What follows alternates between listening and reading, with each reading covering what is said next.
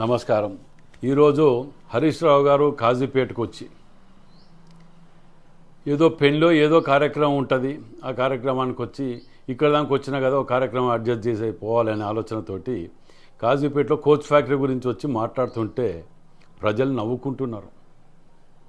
15 ఏళ్ళు అయితే మీరు కలిసి సంసారం చేశారు కదా బీజేపీ ఉన్న బీఆర్ఎస్, ఏమి చేయగలిగినారు? వాళ్ళు చెప్తుండ్రు ల్యాండ్ అక్వైర్ అట మొదట వాళ్ళు చేసిండ్రంట కోచ్ ఫ్యాక్టరీకి కాజీపేట. దాని గురించి పొన్నా లక్ష్మయ్య గారు ఎండోమెంట్ మినిస్టర్ ఉండగా 20 కోట్ల రూపాయలు ఎండోమెంట్ కట్టి 53 ఎకరాలు ఫస్ట్ అక్వైర్ చేసింది కాంగ్రెస్ పార్టీ. దీని మీద చరిత్ర కాయిదాలు ప్రతి ఒక్క కాయిదా మీ ముందు పెడతా, తెలుసుకోండి. చరిత్ర తెలియకుండా మాట్లాడటం అలవాటు అయిపోయింది వీళ్ళది.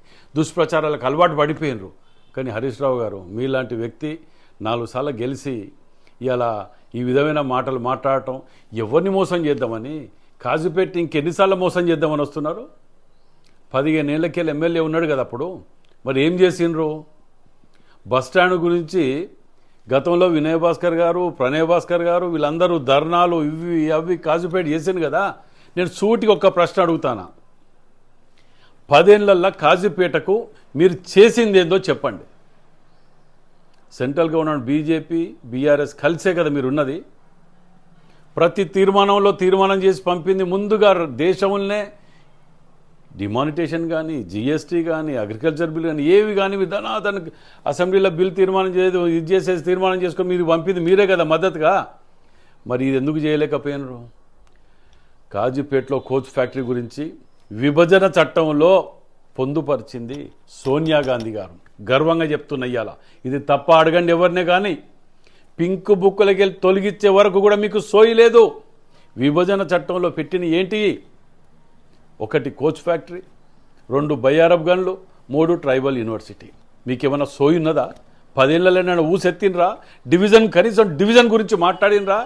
కాజీపేటని ఖతం చేసేసి అనగదొక్కి ఏమి చేయలేక ఆఖరికి 30 బెడ్ల హాస్పిటల్కు కొబ్బరికాయ కొట్టి మంత్రి వచ్చి కూడా పోయిండ్రు కదా. 30 బెడ్ల హాస్పిటల్ కూడా తెలియని మీరు ఇవాళ ఆల్రెడీ మీరు వచ్చేదో డబ్బాలు కొట్టుకొని పోవటం కాదు. ఆల్ పార్టీ జేఏసీ వాళ్ళు వీళ్ళందరూ కలిసి లోకల్ వాళ్ళకు ఉద్యోగాలు ఇవ్వాలని ప్రతి ఒక్కరు కోరటమే. కానీ మీరు కోరటం అంటే హాస్యాస్పదంగా ఉన్నది, నవ్వుకుంటున్నారు. మీరు చెప్పే పోరాటం ఏదైతే మాట్లాడులో ఆ హక్కు కంపల్సరీ కావాల్సిందే. కానీ మీరు అడగటమా ఈరోజు 10 ఏళ్ళల్లో తినుకుంటా కూర్చొని ఇవాళ హోస్ట్లోకి వచ్చి వచ్చి మాట్లాడుతున్నారా? సిగ్గనిపించట్లే? ఒక పెద్ద మనిషి అయి ఉండి మీరు 144 ఎకరాలు అక్వైర్ చేసి మొదట మేము చేసినామని చెప్తున్నారా? మేము 54 ఎకరాలు 20 కోట్ల రూపాయలు ఇవాళ మీ దాంట్లోనే ఉన్నారు. పొన్నా లక్ష్మయ్య గారు వారిని అడగని పెద్దల్ని. ఫస్ట్ అక్వైర్ చేసింది కాంగ్రెస్ పార్టీ, విభజన చట్టంలో పెట్టింది కాంగ్రెస్ పార్టీ. ఇవాళ కాజీపేటలో మీరు తేలేని 15 ఏళ్ళు తేలేంది 2 ఏళ్లలో బస్టాండ్ కోసం జాగ తీసుకొచ్చింది కాంగ్రెస్ పార్టీ. అది మా గొప్పతనం. అది మీరు వదిలిపెట్టి పోయిన బ్రిడ్జు, కాజీపేట ఫాతిమానగర్ బ్రిడ్జుని 16.5 కోట్లు తక్షణం బిల్లు పట్టుకొచ్చి ఇవాళ పని స్టార్ట్ చేసి 2 నెలల్లో పట్టణ ప్రజలకు ఒప్పచెప్పబోయేది కాంగ్రెస్ పార్టీ. ఇది మా గొప్పతనం. మీరేం చేసిర్రో ఒక్కటి చెప్పండి. మేము ఇన్ని చెప్పినాం, తప్పైతే రోడ్డు మీద కూర్చుందాం. వాడ ఇన్ని చెప్పినాం కదా, మీరేం చేసిర్రో ఒకటి చెప్పండి.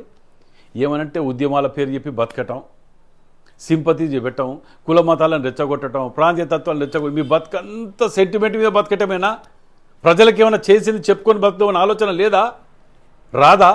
కానీ మిమ్మల్ని ప్రజలు క్షమించారు. దయచేసి మీరు హరీష్ రావు గారు, మీరు ఇంకా మాయమాటలు చెప్పి ఇంకా ప్రజలని ఏదో అగ్గిపెట్టలేదని గతంలో చెప్పిన చరిత్ర విధంగా ఏది పెట్రోల్ పోసుకున్నప్పుడు అగ్గిపెట్టలేదని చెప్పి చేసిన చరిత్ర తిరిగా ఇక్కడికి వచ్చి ఏదో రెచ్చగొట్టి చేయాలనుకుంటే సాగది. మీ చరిత్ర, మీ యొక్క బతుకుల చరిత్ర అందరి గురించి వరంగల్ జిల్లా ప్రజలకు పూర్తిగా తెలిసే మిమ్మల్ని పక్క కూర్చోబెట్టారు. 11 సీట్లు మాకు ఇచ్చి మిమ్మల్ని పక్క కూర్చోబెట్టారు.